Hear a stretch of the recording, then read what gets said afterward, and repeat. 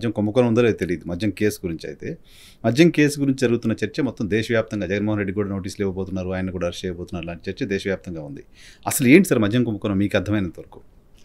ఇప్పుడు first of all government ఉంది, గవర్నమెంట్కి లాస్ గెయిన్ అనేటువంటిది కోణాన్ని మనం పరిశీలించాలి. అదే సమయంలో ప్రజలు, సో ప్రజలు is the big thing, people are supreme.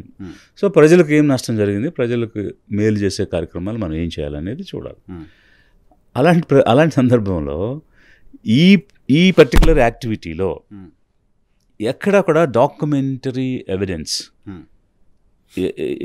ఎక్కడైనా డబ్బు వెళ్ళిందని కానీ వచ్చిందని కానీ లేకపోతే కిక్ బ్యాక్స్ అందాయని కానీ క్విడ్ ప్రోకో జరిగిందని కానీ అట్లాంటి సిచ్యువేషన్స్ డాక్యుమెంటేషన్ ఎక్కడ కనిపించడం లేదు. అంత హీర్సే, వాళ్ళు చెప్పింది వీళ్ళు చెప్పింది. నిన్న కాక మన సుప్రీంకోర్టు ఒక జడ్జిమెంట్ ఇచ్చింది.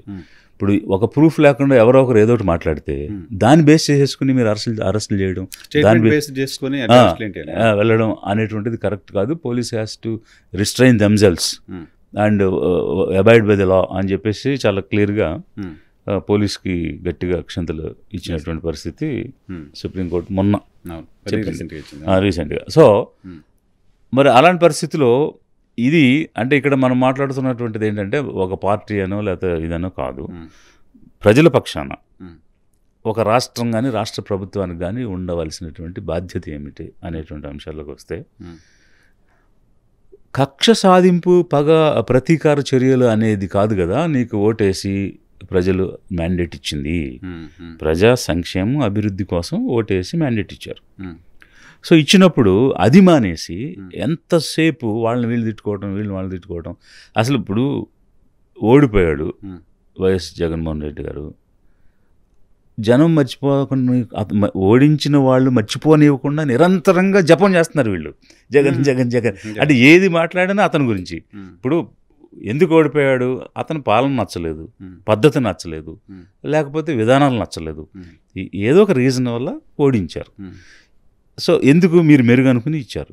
మీరు ఏ విధంగా మెరుగు చూపించడం మానేసి ఏది చిన్నది జరిగినా పాయింట్అవుట్ చేయటం, ఏ పాయింట్ ఉన్నా తిరిగి అతను చేశాడు, అతను ఇలా చేశాడు, లేకపోతే ఇప్పుడు లడ్డూలో కల్తీ జరిగిందంటే దానికి ఎక్స్సీఎంఏ కారణం, ఇట్లాంటి మాటలన్నీ పదే పదే మాట్లాడి గుర్తు చేస్తాం. ఒకవేళ జరిగుంటే నిజంగా జరిగిందా లేదా నిర్ధారించాలి, జరిగిన తర్వాత దాని మీద చర్య తీసుకోవాలి. అట్లాంటి యాక్షన్స్ ఏమీ లేవు. సో ఒకటే అంటే అతని మీద వాలి అతని ప్రొటెక్షన్లో బ్రతకడం, అంటే అతను మాట్లాడుతూ ఉంటేనే మేము బ్రతకగలుగుతాము అనేటువంటి పరిస్థితిలో వీళ్ళు బిహేవ్ చేయడం అనేది ఒక పక్క కనిపిస్తూ ఉంది. రెండో పక్క వీళ్ళు చెప్పి చేస్తానన్న హామీల గురించి కానీ ఇస్తానన్న పాలన గురించి కానీ ఎక్కడా లేదు, చర్చ లేదు, దాని గురించి మాట్లాడరు. ఇప్పుడు నీకంత సత్తా ఉంటే, నీలో నిజాయితీ ఉంటే, నువ్వేం చెప్పావు అది చేసి, ఇదిగో ఇది నేను చెప్పాను నేను చేస్తున్నాను అని నువ్వు చూపించు, నీ గుండెలు చూపించు. This is how I am, నేనేం చెప్పానో అది చేస్తా, ఇది నా పాలన ఇలా ఉంటుంది, this is how we are different అనేది మాట్లాడుతూ మానేసేసి ప్రతిదానికి ఎవరో ఒకరి మీద బురద జల్లటము, ఎవరో ఒకరిని లీనియంట్గా తీసుకోవడం అనేది. ఎలక్షన్ ముందు ఎలక్షన్ క్యాంపెయిన్లో పెద్దిరెడ్డి కుటుంబం భూ అక్రమాలకు పాల్పడింది, మద్యం కుంభకోణంలో ఉంది అని మాట్లాడుతూ వచ్చాము. సో అప్పుడు కుంభకోణం జరిగిందని చెప్పాము. ఇప్పుడు జరిగిందని చూపించాలి కదా జనాలకి, వాళ్ళని అరెస్ట్ చేయాలి కదా, వాళ్ళపైన కేసులు నమోదు చేయాలి కదా అని చెప్తుంది ప్రభుత్వం. అది కూడా పార్ట్ ఆఫ్ ఎలక్షన్ ప్రామిసే అని చెప్తుంది. మేనిఫెస్టో లేదుగా, మేనిఫెస్టో లేదు. సార్ అది ఒకటే. ఓకే, ఒకవేళ మీరు అంటున్నట్టుగా మేము అది కూడా చూపించాలి జనాలకి అని అంటే చూపించండి. But where is the last government, last exchequer ఎక్కడ ఉంది? How much is suppose to come, అది రాకుండా ఆగిపోయింది.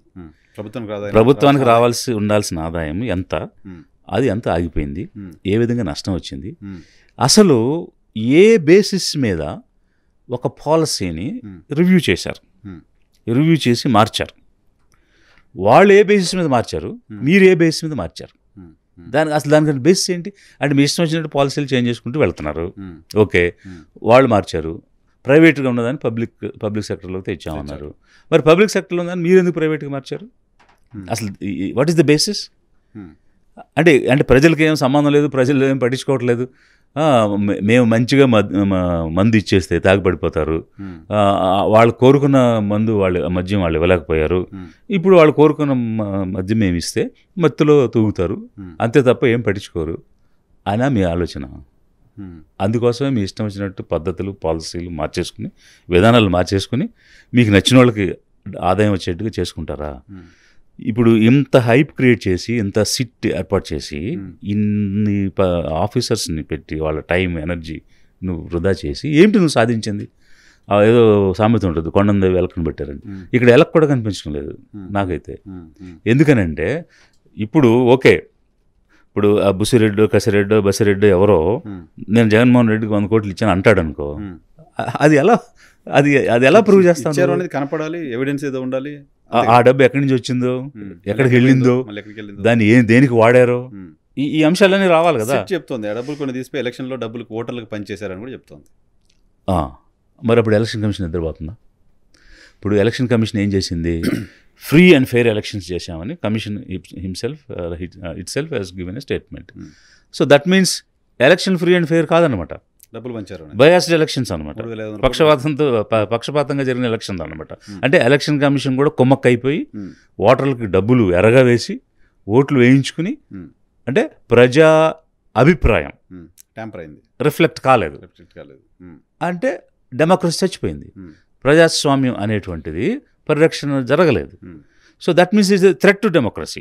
If the SIT is saying, ఇప్పుడు వాళ్ళు ఇనిషియల్గా వేసినటువంటి చార్ట్ షీట్స్లో ఈ డబ్బుని ఎన్నికలకు ఉపయోగించారు అని ఒక అధికార యంత్రాంగం ఒక రిపోర్ట్ రాసింది అంటే ఖచ్చితంగా ఎలక్షన్ కమిషన్ దానికి స్పందించాలి కదా.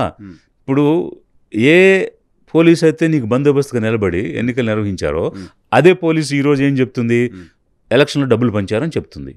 That means your aim defeated. నువ్వు ఏ ఉద్దేశంతో ఎన్నికలు జరిపించావో అది డిఫీట్ అయిపోయింది. సో దట్ మీన్స్ వాట్, డబ్బులు పంచిన ఎలక్షన్ అని అధికార యంత్రాంగం నిర్ధారణ చేసింది కాబట్టి ఈ ఎన్నికలు క్యాన్సిల్ చేయాలి, ఈ ఎన్నికలు రద్దుపరచాలి, మళ్ళీ ఫ్రీ అండ్ ఫెయిర్ ఎలక్షన్ జరగాలి.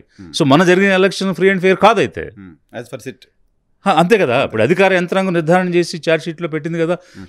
దట్ మీన్స్ మొన్న 24 కదా లో జరిగినటువంటి ఎన్నికలు wrong, free and fair elections కాదు. డబ్బులు పంచడం ద్వారా జరిగిన, డబ్బులు ఎరగా వేసి లంచం ఇచ్చి ఓట్లు కొనుక్కున్నవి, అవి ప్రజలు ఇచ్చిన అభిప్రాయం కాదు, ప్రజల దగ్గర నుంచి బలవంతంగా తీసుకున్నటువంటి ఓటు అది.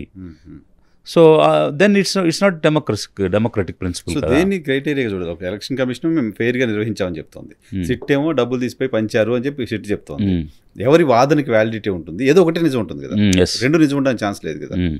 సో అంటే ఇప్పుడు మేము ఇన్వెస్టిగేట్ చేసి దీన్ని వెలికి తీసామని అంటున్నారు కదా.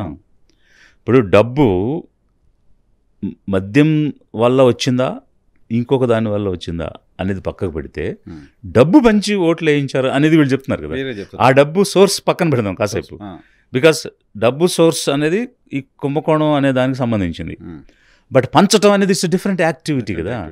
So which is against to the constitution, against to the model code of conduct of the election commission. So how can it happen? If it happens, what is the action and remedy? జరిగిన దాని మీద action ఉండాలి, ఆ చర్యకు remedy కూడా ఉండాలి.